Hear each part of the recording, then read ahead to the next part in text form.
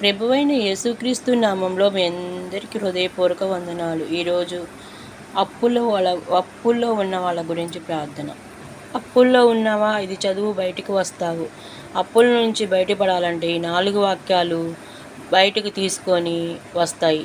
అవి యెషయా 45:3, యెషయా 65, ఫిలిప్పీలకు రాసిన పత్రిక ఫిలిప్పీలకు 4:19, ద్వితీయోపదేశకాండము 28:12. ఫస్ట్ యెషయా 45:3 చూద్దాం.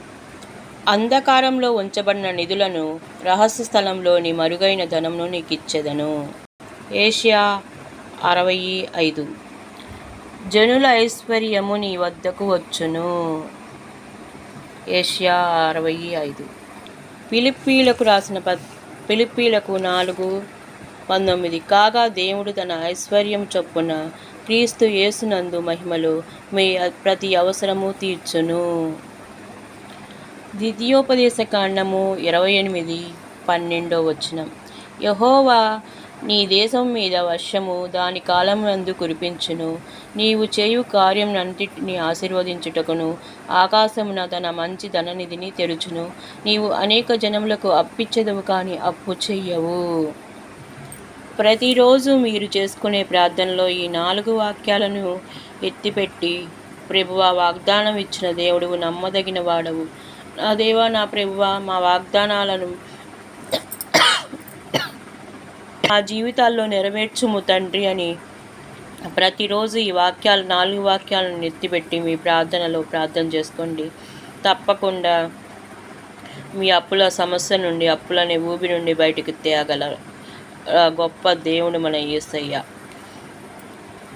పరలోకమందున్న మా ప్రియ యేసయ్య, మీ బంగారు పాదాలకు కోటాను కోట్ల వేల కోట్ల స్తుతులు, స్తోత్రాలు తండ్రి.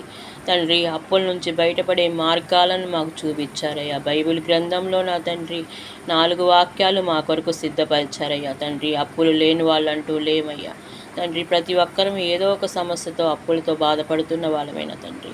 తండ్రి, మాకు ఉన్న అప్పుల సమస్య నుండి, అప్పులనే ఊబి నుండి తండ్రి బయటకు తీసుకురండి దేవా. తండ్రి, మీరు తప్ప చేయగల దేవుడు ఎవరూ లేరు నా ప్రభువా.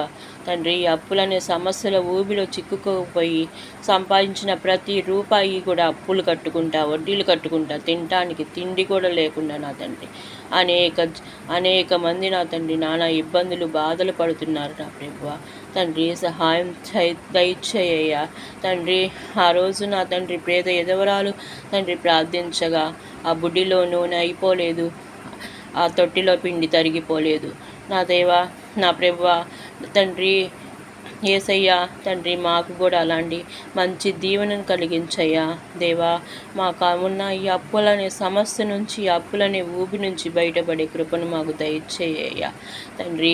ఈ అప్పులనే ఊబి నుంచి తండ్రి మేము బయటపడితే నా ప్రభువా, మీ సేవకే మా జీవితాలు అంకితం చేసుకొని తండ్రి, మీ ప్రార్థనలో, మీ దయలో, మీ కృపలో తండ్రి మేము ముందడుగు వేస్తామయ్యా. అయ్యా తండ్రి, సహాయం అందించయ్యా. ఈ అప్పులనే ఊబి నుంచి నా తండ్రి మమ్మల్ని బయటికి తీసుకురాయా తండ్రి. యేసయ్యా, నువ్వు అనేక జనులకు అప్పిచ్చేదవు కానీ అప్పు చేయమని బైబిల్లో మా కొరకు వాగ్దానం ఇచ్చావయ్యా. ఆ వాగ్దానాన్ని మా జీవితంలో నెరవేర్చయ్యా. యేసుక్రీస్తు నామములో ప్రతి అవసరం తీర్చును అని అన్నావయ్యా తండ్రి. తండ్రి, సహాయం దయచేయ్యా తండ్రి. యేసయ్యా, మీకే స్తోత్రాలు, మీకే వందనాలు, మీకే కృతజ్ఞతాస్తుతులు చెల్లించుకుంటున్నాం తండ్రి. తండ్రి, అనేక మంది నా తండ్రి ఈ అప్పులనే సమస్యతో నుండి బయటికి రాలేక పీకల దాకా కూరికిపోయి ఉన్నారు నా తండ్రి. సావే శరణ్యం అనేటట్టు కూడా కొంతమంది బ్రతుకుతున్నారు దేవా. సహాయం దయచేయండి అయ్యా. ఏ బిడ్డకి ఏ అక్కర ఏ అవసరమో తండ్రి. తండ్రి, మీకు జగమెరిగిన దేవుడు నీకు తప్ప మాకు తెలియదయ్యా.